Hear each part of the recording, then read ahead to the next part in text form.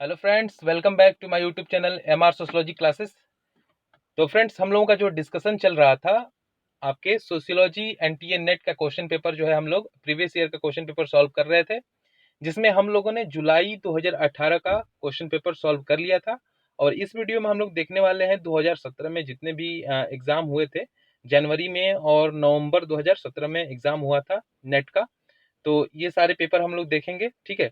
तो आज का जो हमारा इस टॉपिक है, इसमें जो है हम लोग सॉल्व करेंगे जनवरी 2017 का क्वेश्चन पेपर। तो जुलाई 2018 से पहले दो पेपर होते थे आपके सब्जेक्ट से रिलेटेड, जिसमें जो है सेकंड पेपर और थर्ड पेपर होते थे। तो सेकंड पेपर में 50 क्वेश्चन और थर्ड पेपर में 75 क्वेश्चन आते थे।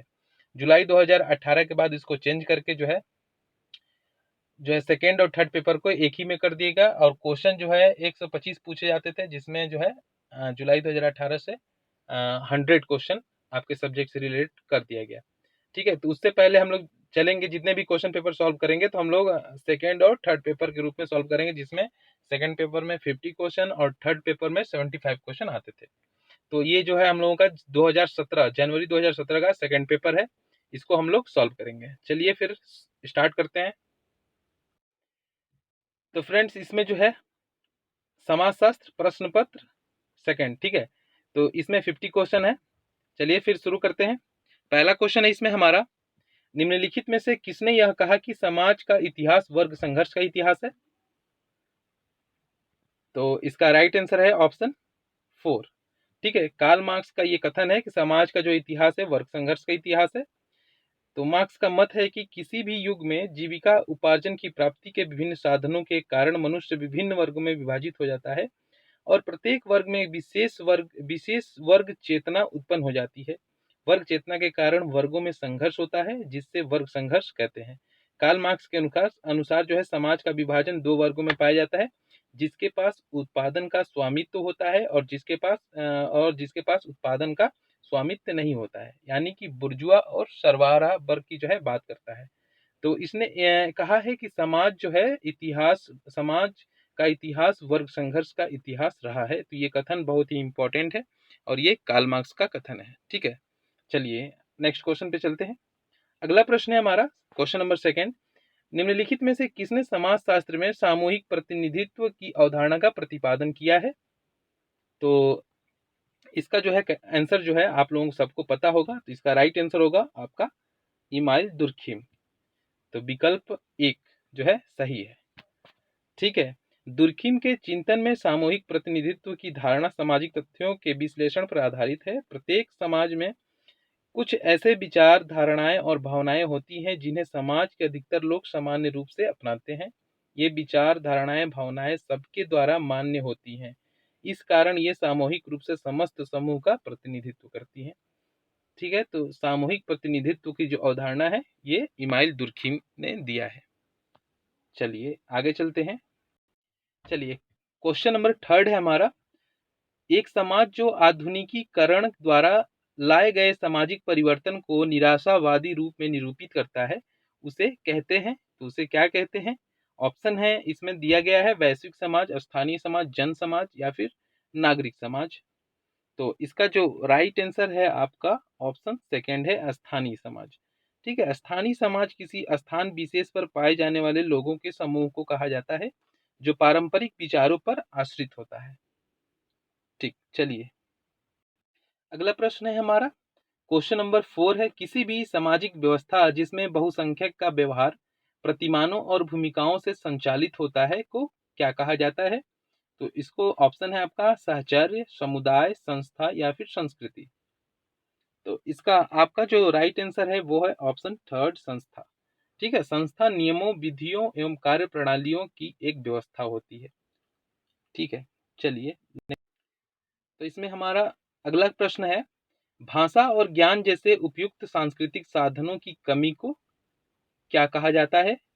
ऑप्शन है आपका सांस्कृतिक भौतिकवाद, सांस्कृतिक वंचन, सांस्कृतिक लक्षण, सांस्कृतिक बहुलवाद। तो इसका जो सही विकल्प है वो है ऑप्शन 2, ठीक है, सांस्कृतिक वंचन, ठीक है। भाषा और ज्ञान जैसे उपयुक्त सांस्कृतिक साधनों की कमी को सांस्कृतिक वंचन कहा जाता है। चलिए अगला प्रश्न है प्रश्न नंबर 6 है। 6 नंबर प्रश्न हमारा है, निम्नलिखित में से किसका यह कथन है कि मनुष्य का अनोखापन उसकी संस्कृति के आधिपत्य में निहित होता है? यह कथन किसका है? ऑप्शन है आपका मैकाइबर, दुर्खिम, बेनेडिक्ट या फिर डेविस। तो इसका जो राइट आंसर है वो है ऑप्शन 4, किंग्सले डेविस। ठीक है, तो किंग्सले डेविस की जो बुक है ह्यूमन सोसाइटी 1936 में ये पब्लिश हुई थी। तो मनुष्य का अनोखापन उसकी संस्कृति के आधिपत्य में निहित होता है, तो ये जो है कथन है किंग्सले डेविस का। चलिए आगे चलते। अगला प्रश्न है हमारा, निम्नलिखित में से कौन सी प्रदत्त परिस्थिति नहीं है? ऑप्शन है लिंग, आयु, व्यवसाय या फिर नातेदारी। ठीक है, तो इसका जो राइट आंसर है वो है ऑप्शन 3। ठीक है, तो परिस्थिति जो होती है दो प्रकार की होती है, जिसमें एक प्रदत्त परिस्थिति जो हमें जन्म से प्राप्त होती है और दूसरा होता है अर्जित परिस्थिति जो हमारे कर्म और कार्य से प्राप्त होती है। ठीक है, चलिए फ्रेंड्स, अगला प्रश्न है हमारा, निम्नलिखित में से कौन सा उस व्यक्ति को संदर्भित करता है जिसका विशेष भूमिका में व्यवहार एक प्रतिमान प्रदान करता है और जिसके आधार पर दूसरा व्यक्ति उसी भूमिका के निर्वहन में अपना व्यवहार करता है? ऑप्शन है आपका आदर्श भूमिका, भूमिका प्रतिरूप, इंद्रिय गोचर भूमिका या फिर आत्मसात भूमिका। तो इसका जो सही विकल्प है वो है आपका विकल्प 2। ठीक है, भूमिका प्रतिरूप। चलिए नेक्स्ट क्वेश्चन पे। तो अगला प्रश्न है क्वेश्चन नंबर 9, जिसमें सूची 1 को सूची 2 से हमको क्या करना है, कुट का जो है मिलान करना है। ठीक है, तो एक तरफ लेखक है और समूहों का वर्गीकरण है, तो चलिए फिर मिलान करते हैं। इसमें दिया है एक तरफ लेखक में मिलर, टॉनीज, पार्क एवं वर्गीस, गिडिंस। दूसरी तरफ है समूहों का वर्गीकरण समुदाय, समिति, ऊर्ध्व एवं क्षैतिज, आनुवंशिक संचयन, क्षेत्रीय एवं गैर क्षेत्रीय, सकारात्मक एवं नकारात्मक। ठीक है, तो चलिए फिर मिलाते हैं इसको। तो मिलर का होगा आपके क्या होगा, इसका होगा सेकंड नंबर ऊर्ध्व क्षैतिज। ठीक है, टॉनिज का होगा फर्स्ट और पार्क एवं वर्गीस का होगा 4 नंबर, सी का 4 ये। ठीक है, और गिडिंस का क्या होगा आपका, टॉनिज का ये हो जाएगा, पार्क एवं वर्गीस का 4 हो जाएगा और गिडिंस का आपका हो जाएगा 3rd। ठीक है, तो कूट की सहायता से हमें उत्तर देना है 2 1 4 3। चलिए देखते हैं इसमें 2 1 4 3, तो इसका विकल्प हो जाएगा 3।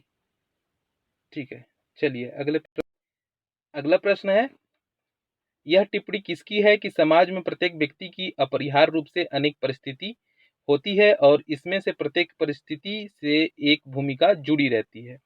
ऑप्शन है आपका आर के मर्टन, लिंटन, न्यूकॉम्ब या फिर WF ऑकबर्न। क्वेश्चन नंबर 10, तो इसका जो राइट आंसर होगा आपका ऑप्शन सेकंड, रॉल्फ लिंटन। ठीक है, लिंटन प्रथम व्यक्ति थे जिन्होंने स्टेटस, परिस्थिति और रोल भूमिका की अवधारणा का प्रयोग सामाजिक व्यवस्था की आंतरिक संगति को समझने का प्रयास किया था। ठीक है, चलिए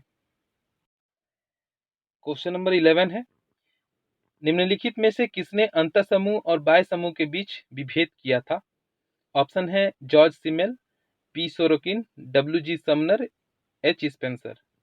ठीक है, क्वेश्चन नंबर 11, तो इसका जो राइट आंसर होगा आपका ऑप्शन 3rd। ठीक है, समनर ने जो है अंतः समूह और बाह्य समूह के बीच विभेद किया था। विलियम ग्राहम समनर का नाम जो है प्रमुख रूप से जनरीतियों फोकवेज के साथ जुड़ा हुआ है। ये जो है येल विश्वविद्यालय अमेरिका में समाजशास्त्र विभाग की स्थापना का श्रेय जो है प्रोफेसर समनर को ही जाता है। समनर ही प्रथम व्यक्ति थे जिन्होंने अमेरिका में समाजशास्त्र के अध्यापन की जो है शुरुआत किया था। समनर ने ही इन ग्रुप और आउट ग्रुप का जो है सिद्धांत दिया था। ठीक है, तो इस बात को जो है आप लोग ध्यान रखेंगे, तो इसका राइट आंसर होगा ऑप्शन नंबर 3। ठीक है, चलिए अगला प्रश्न है हमारा क्वेश्चन नंबर 12 है, निम्नलिखित में से किसने समूहों को द्विक एवं त्रिक के रूप में वर्गीकृत किया है? ऑप्शन है सोरोकिन, समनर, सिमेल या फिर गिटिंस। क्वेश्चन नंबर 12, इसका राइट आंसर होगा ऑप्शन नंबर तीसरा होगा सिमेल। चलिए अगला प्रश्न है, निम्नलिखित में से किसने यह कहा कि विवाह की जड़ें परिवार में है न कि परिवार की जड़ें विवाह में? तो इसका जो राइट आंसर होगा, ये आंसर जो है मतलब सबको पता होगा इसका आंसर, तो इसका सही जवाब है ऑप्शन नंबर थर्ड, वेस्टरमार्क का ये कथन है और बहुत ही इंपॉर्टेंट कथन है, इस चीज को आप ध्यान रखेंगे। ठीक है, अगला प्रश्न है, तारवाड़ है एक प्रकार का क्या है, नातेदारी प्रयोग, आवास का नियम, विस्तारित परिवार या फिर एक समुदाय। तो इसका राइट आंसर है ऑप्शन थर्ड, एक विस्तारित परिवार। चलिए, तो इसमें अगर हमारा अगला प्रश्न है, इसमें सूची एक को सूची दो से जो है सुमेलित करना है। तो एक तरफ लेखक हैं और एक तरफ उनकी पुस्तकें हैं। ठीक है, तो चलिए फिर इसको मिलाते हैं। तो जीपी मर्डा की कौन सी बुक है, सोशल स्ट्रक्चर। सोशल स्ट्रक्चर जो है जीपी मर्डा की बुक है, 4 हो जाएगा ए का। और केम कपाड़िया की कौन सी बुक है, तो marriage and family in India किसकी है, केम कपाड़िया की, तो बी का 3। ठीक, सी का जो है, सी का क्या होगा, short history of marriage, Westermarck की बुक है, तो इसका 2 हो जाएगा। और द रिलीजन ऑफ इंडिया ये हो जाएगा मैक्स वेबर का, तो 4 का 1। ठीक, तो 4 3 2 1। तो चलिए देखते हैं 4 3 2 1 किस में है, 4 3 2 1। तो इसका राइट आंसर होगा आपका ऑप्शन थर्ड, 4 3 2 1। ठीक है, चलिए अगले प्रश्न पर। क्वेश्चन नंबर 16 है, इसमें जो है सूची एक को सूची दो से सुमेलित करना है। एक तरफ अवधारणा है और दूसरी तरफ लेखक है। तो प्राथमिक समूह की अवधारणा किसने दी है, चलिए मिलाते हैं इसको। तो कुले ने दी है। सामान्यीकृत अन्य जो है किसका है, तो ये मीट का है, तो पहले का सेकेंड हो जाएगा और बी का हो जाएगा 4। परा अहम किसका है, फ्राइड का है, तो सी का 1। और सामूहिक चेतना ये जो है दुर्खिम का है। ठीक है, डी का 3। तो 2 4 1 3, देखते हैं किस कूट में है, 2 4 1 3। तो इसका राइट आंसर होगा आपका ऑप्शन थर्ड। ठीक है, अगला प्रश्न है हमारा इसमें, क्वेश्चन नंबर 17 है, निम्नलिखित में से कौन सा कथन समाजीकरण के संबंध में सही है। तो समाजीकरण के संबंध में कौन सा कथन सही है। ऑप्शन है चुनाव प्रक्रिया, समय लेने की प्रक्रिया, नीति निर्माण प्रक्रिया या फिर भूमिका ग्रहण प्रक्रिया। इसका सही जवाब है ऑप्शन 4, भूमिका ग्रहण प्रक्रिया। अगला प्रश्न है, क्वेश्चन नंबर 18 है, इमाइल दुर्खिम के समाजीकरण के सिद्धांत में निम्नलिखित में से कौन सी महत्वपूर्ण अवधारणा है। भूमिका निष्पादन, दूसरों को प्रतिबिंबित करना, सामूहिक चेतना या फिर श्रम विभाजन। तो दुर्खिम के समाजीकरण के सिद्धांत में कौन सी महत्वपूर्ण अवधारणा है, ये आपको बताना है। तो क्वेश्चन नंबर 18 का जो राइट आंसर होगा वो होगा ऑप्शन थर्ड। ठीक, अगला प्रश्न है, क्वेश्चन नंबर 19 है, पियरे बोर्दू का सैद्धांतिक परिप्रेक्ष्य पूंजी की अवधारणा का प्रयोग करता है, निम्नलिखित में से कौन उसकी अवधारणा का भाग नहीं है। आर्थिक पूंजी, राजनीतिक पूंजी, सामाजिक पूंजी या फिर सांस्कृतिक पूंजी। तो क्वेश्चन नंबर 19 का जो राइट आंसर होगा वो होगा आपका ऑप्शन सेकेंड। तो पियरे बोर्दियू पूंजी को 4 भागों में बांटते हैं, जिसमें एक होता है आर्थिक पूंजी, दूसरा होता है सामाजिक पूंजी, तीसरा सांस्कृतिक पूंजी और चौथा जो है आपका प्रतीकात्मक संपत्ति। ठीक है, प्रतीकात्मक संपत्ति चौथे की बात की है, इन्होंने जो है राजनीतिक पूंजी की बात नहीं की है। चलिए अगले प्रश्न पर। अगला प्रश्न है हमारा, क्वेश्चन नंबर 20 है, व्यक्ति की पहचान जैसे वर्ग, निर्जातीयता, लिंग, निःशक्तता और स्थान के विभिन्न पहलुओं के वर्णन के लिए किस पद का प्रयोग किया जाता है। तो इसका जो सही जवाब है वो है ऑप्शन फर्स्ट है, अंतर्नुभागिता। ठीक है, अंतर्नुभागीयता। अगला प्रश्न है, क्वेश्चन नंबर 21, निम्नलिखित में से किसने जाति स्तरण के संकल्पना 4 प्रकारों सांस्कृतिक सार्वभौमिक, सांस्कृतिक विशिष्टता, संरचनात्मक सार्वभौमिक एवं संरचनात्मक विशिष्टता में की है। तो ऑप्शन इसमें कौन सा राइट होगा, इसका जो सही जवाब है वो है आपका option number third, Yogendra Singh. ठीक है, जाति स्तरण की परिकल्पना योगेंद्र सिंह ने अपनी पुस्तक जो है मॉडर्नाइजेशन ऑफ इंडियन ट्रेडिशन में की है। ये इनकी बुक बहुत इंपॉर्टेंट है, इसको एग्जाम में पूछा जाता है। चलिए फ्रेंड्स, अगला प्रश्न है हमारा, इसमें सूची एक को सूची दो से जो है सुमेलित करना है। एक तरफ पुस्तक है और दूसरी तरफ जो है क्या है, लेखक है। तो चलिए फिर इसको जो है सुमेलित करते हैं। तो डायनेमिक्स ऑफ कल्चरल चेंज किसकी है, तो ये जो है मेलेनोवस्की, पहले का 2 होगा। ठीक है, और social change in modern India किसकी है? तो social change in modern India जो है एम.एन. श्रीनिवास का है फर्स्ट। इंडिया चेंजिंग विलेज किसकी है? तो इंडिया चेंजिंग विलेज जो है आपकी एस.सी. दुबे की है। और modernization of Indian tradition Yogendra Singh की। तो सी का हो जाएगा 4 और डी का हो जाएगा आपका क्या होगा 3। तो 2143 किस कूट कूट में है? चलिए देखते हैं 2143। तो इसका जो सही विकल्प है वो है ऑप्शन फर्स्ट। ठीक है, चलिए नेक्स्ट क्वेश्चन पर। इसमें हमारा अगला प्रश्न है, नीचे दो कथन दिए गए हैं, एक को अभिकथन और दूसरे को तर्क कहा गया है। तो अभिकथन है हमारा, सामाजिक परिवर्तन अनिवार्य है। तर्क है, विभिन्न प्रकार के बाह्य एवं आंतरिक शक्तियां होती हैं जो व्यवस्था के अंदर एक दूसरे के साथ काम करती हैं। तो 23 का राइट जो आंसर होगा वो होगा ऑप्शन आपका फर्स्ट। ठीक है, ए और आर दोनों सही है, आर ए की सही व्याख्या है। चलिए अगला प्रश्न है, इसमें सूची एक को सूची दो से सुमेलित करना है। एक तरफ अवधारणाएं हैं और दूसरी तरफ क्या है? चिंतक है। तो सांस्कृतिक संरचना और सांस्कृतिक क्रिया, तो ये किसका है? तो ए का हो जाएगा 4 अहिंसा, बी का 3 महात्मा गांधी। ठीक है, महात्मा गांधी जो है अहिंसा की बात करते हैं। दूसरा है संस्कृतिकरण, एम.एन. श्रीनिवास, सी का 2 और वर्ग चेतना कार्ल मार्क्स। ठीक, 4321। चलिए कूट में देखते हैं 4321 जो है, तो इसका जो राइट आंसर है वो है ऑप्शन फर्स्ट। ठीक, चलिए अगला प्रश्न है हमारा 25 नंबर क्वेश्चन। यह किसने कहा है कि मानव विज्ञान एक प्राकृतिक विज्ञान है और बहुधा प्राकृतिक विज्ञान की पद्धतियों का प्रयोग कर मानव समाज का अध्ययन करता है? तो इसमें जो है इसका राइट आंसर है ऑप्शन सेकंड, रैडक्लिफ ब्राउन। चलिए अगला प्रश्न है 26 नंबर, निम्नलिखित में से कौन सामाजिक संबंधों के आधार पर भूमिकाओं की बात करते हैं? तो सामाजिक संबंधों के आधार पर भूमिकाओं की बात कौन करते हैं? तो इसका राइट आंसर होगा आपका ऑप्शन थर्ड, एस.एफ. नेडल। चलिए 27 नंबर क्वेश्चन है हमारा, निम्नलिखित में से किसके अनुसार संस्कृति को सिद्धांतों को मूर्त रूप प्रदान करने वाला कहा जाता है जो मानवीय मस्तिष्क की अनिवार्य विशेषताओं को प्रतिबिंबित करता है? दोहरा वर्गीकरण प्रणाली। ठीक है, तो यह किसका है? तो इसका जो राइट आंसर है वो ऑप्शन 4, सी लेविस स्ट्रॉस। चलिए अगला प्रश्न है हमारा, इसमें सूची एक को सूची दो से क्या करना है? सुमेलित करना है। एक तरफ पुस्तक है और दूसरी तरफ लेखक हैं। तो चलिए फिर सुमेलित करते हैं इसको। The theory of social structure किसकी है? The theory of social structure ये बुक है आपका एस.एफ. नेडल का। ठीक है, एस.एफ. नेडल। तो फर्स्ट का जो हो जाएगा आपका थर्ड, ए का थर्ड होगा। Social theory and social structure ये किसकी है? तो ये जो है मर्टन का है, बी का first. Structure and function in primitive society, तो ये किसका है? आपका आर रैडक्लिफ ब्राउन का है, तो सी का 4। और स्ट्रक्चरल एंथ्रोपोलॉजी, तो ये हो जाएगा लेवी स्ट्रॉस का सेकंड।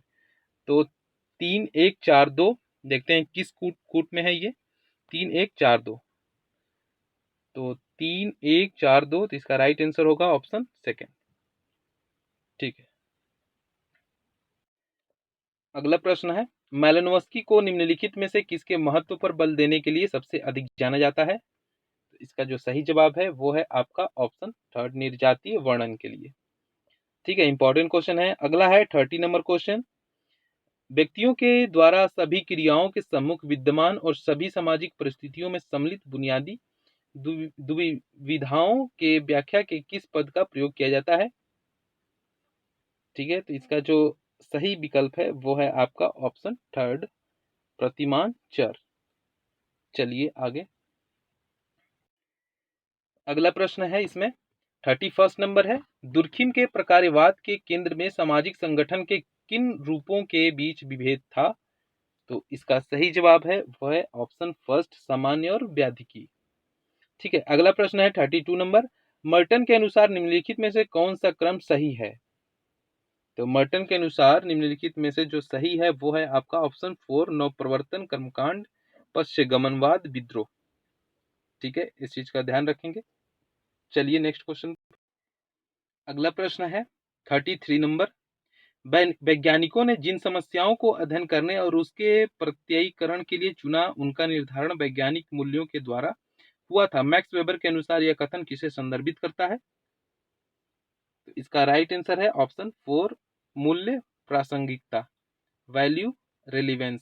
ठीक है, चलिए 34 है। इसमें जो है सूची 1 को सूची 2 से सुमेलित करना है। एक तरफ लेखक है, दूसरी तरफ जो है अवधारणाएं हैं। तो चलिए फिर इसको मैच करते हैं। तो मैक्स वेबर ने कौन सा सिद्धांत अवधारणाएं दी है? तो ये इसका हो जाएगा आपका व्याख्यात्मक बोध। ठीक है, ए का 3 होगा, ए का 3 होगा। बी परेटो, परेटो का क्या होगा? इसका हो जाएगा अभिजात संचरण। तो बी का 1 हो जाएगा। हर्बर्ट मीड का क्या है? तो इसका हो जाएगा सेल्फ मीड का, तो इसका 4 हो जाएगा। और ब्लूमर का आपका हो जाएगा सेकंड। 3 1 4 2। चलिए देखते हैं किस कूट में है 3 1 4 2। ठीक है, तो इसका जो राइट आंसर आपका होगा ऑप्शन फर्स्ट होगा, 3 1 4 2। अगला प्रश्न है, मार्क्स के अनुसार जब लोग दूसरे वर्गों के साथ अपने द्वंद्वात्मक संबंधों के प्रति जागरूक हो जाते हैं तब इसका परिणाम होता है। तो इसका राइट आंसर है आपका ऑप्शन थर्ड, स्वयं के लिए वर्ग। अगला है, निम्नलिखित में से किसने यह कहा कि यदि संरचनाएं अनम्य होती हैं तो संघर्ष अप्रक्रियात्मक होता है? तो इसका जो राइट आंसर है वो है एल ए कोजर। ठीक है, अगला प्रश्न है, डेहरेनडार्फ के अनुसार समान भूमिका हितों के साथ श्रेणियों के पदधारकों के समूह को क्या कहा जाता है? तो इसका जो है आंसर आप लोगों को करना है। आप कमेंट बॉक्स में कमेंट करके बताएं कि इसका आंसर क्या होगा। ठीक है, चलिए अगला प्रश्न है, निम्नलिखित में से कौन रूल्स ऑफ सोशियोलॉजिकल मेथड नामक पुस्तक के लेखक हैं? इसका राइट आंसर है ऑप्शन थर्ड, इमाइल दुर्खिम। अगला प्रश्न है 39।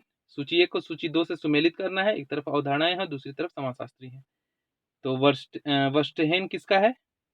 तो चलिए मिलाते हैं इसको। तो ये है मैक्स वेबर का, अभी ऊपर हम लोगों ने किया था व्याख्यात्मक बोध।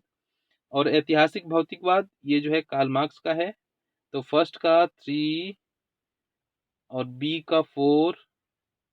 प्रत्यक्षवाद किसका है? अगस्ट काम्ट का है, सी का 1। अप्रत्यक्ष प्रयोग किसका है आपका, बताइए? अप्रत्यक्ष प्रयोग ये है इमाइल दुर्खिम का। ठीक है, तो डी का 2 हो जाएगा। 3 4 1 2। चलिए देखते हैं किस कूट में है 3 4 1 2। इसका जो सही जवाब है वो है आपका ऑप्शन 4। अगला प्रश्न है, किसने ऐतिहासिक उपागम जो सामाजिक परिवर्तन की प्रक्रिया के बारे में सामान्यीकरण को संभव करता है का विचार प्रस्तुत किया है? तो इसका जो सही जवाब है वो है आपका ऑप्शन 4, कार्ल मार्क्स। ठीक है, 41 नंबर क्वेश्चन है आपका, अलग अलग समय बिंदु पर समान चयनित जनसंख्या से आंकड़ों के संग्रहण के लिए बनी सर्वेक्षण रूपरेखा क्या कहा जाता है? तो 41 का जो आपका राइट आंसर होगा वो होगा ऑप्शन 4, प्रायोगिक सर्वेक्षण। ठीक, चलिए अगला प्रश्न है, वह परिकल्पना जो सुझाती है कि अध्ययन के अंतर्गत चयनित परिवर्तियों के बीच कोई संबंध नहीं है, तो क्या कहा जाता है इसको? तो इसको कहा जाता है अमान्य परिकल्पना।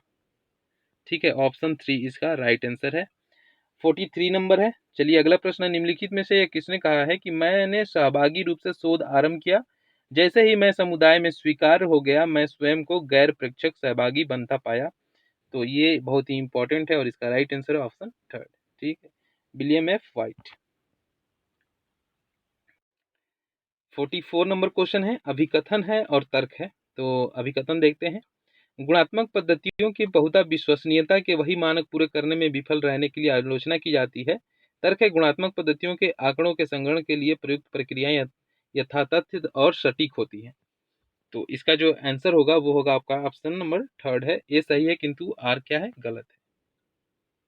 चलिए अगला है 45 नंबर क्वेश्चन हमारा, लिपिबद्ध मानव संप्रेषण जैसे पुस्तकें, वेबसाइट, चित्रों, कानूनों के अध्ययन को कहा जाता है।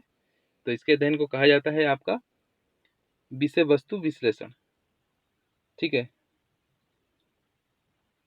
चलिए अगला प्रश्न है 46 नंबर, किस गुणात्मक उपागम में प्राथमिक लक्ष्य व्यक्ति के आंतरिक जगत के अनुभवों तक पहुंचना होता है। तो इसका जो राइट आंसर है वो है आपका ऑप्शन थर्ड, प्रघटना विज्ञान। चलिए अगला प्रश्न है, प्रसामान्य वितरण में माध्य, माध्यिका और बहुलक कहाँ अवस्थित होते हैं। तो इसका जो राइट आंसर है वो है ऑप्शन फर्स्ट, सभी जो तीनों होते हैं केंद्र में होते हैं। अगला प्रश्न है 48 नंबर क्वेश्चन, निम्नलिखित औसतों में से कौन सा एक गुणात्मक चरों पर लागू हो सकता है, माध्य, बहुलक, माध्यिका या फिर ज्यामितीय माध्य। इसका राइट आंसर है ऑप्शन सेकेंड, बहुलक। अगला है 49 नंबर है हमारा कि सहसंबंध गुणांक निम्नलिखित में से किन दो चरों के बीच संबंध को मापता है। तो इसका जो राइट आंसर है वो है आपका ऑप्शन थर्ड, दोनों मात्रात्मक चर को। क्वेश्चन नंबर 50 है, आखिरी क्वेश्चन है इस वीडियो का। तो सामाजिक शोध में विश्वसनीयता में सम्मिलित होता है। तो सामाजिक शोध की विश्वसनीयता में क्या सम्मिलित होता है। चलिए कूट की सहायता से जो है इसका उत्तर देना है। ऑप्शन है आपका संग्रहित आंकड़ों की विश्वसनीयता, आंकड़ों के संग्रह के लिए प्रयुक्त परीक्षण या माप, संगति एवं साहचर्य का परीक्षण, वह माप जो दोहराए जाने पर भी वही परिणाम देता है। तो चलिए इसका हो जाएगा फर्स्ट सही, दूसरा भी ठीक है और डी। चलिए तो इसमें कूट जो है आपका हो जाएगा ऑप्शन नंबर 4, इसका राइट होगा। ठीक है फ्रेंड्स, तो ये जो है हमारा जनवरी 2017 सोशियोलॉजी सेकंड पेपर का क्वेश्चन आंसर था। तो फिर आशा करते हैं कि ये वीडियो जो है आपको पसंद आया होगा और काफ़ी हेल्पफुल भी होगा आपके एग्जाम के दृष्टिकोण से। तो अच्छा लगा हो तो इस वीडियो को लाइक करें और कमेंट करके जो है हमें बताएं कैसा लगा और क्वेश्चन का आंसर भी दें। और हमारे चैनल पे नए हैं तो हमारे चैनल को सब्सक्राइब करें, बेल आइकन को प्रेस करें ताकि नोटिफिकेशन आपको मिलता रहे। तो फिर मिलते हैं नेक्स्ट वीडियो में। बहुत बहुत धन्यवाद।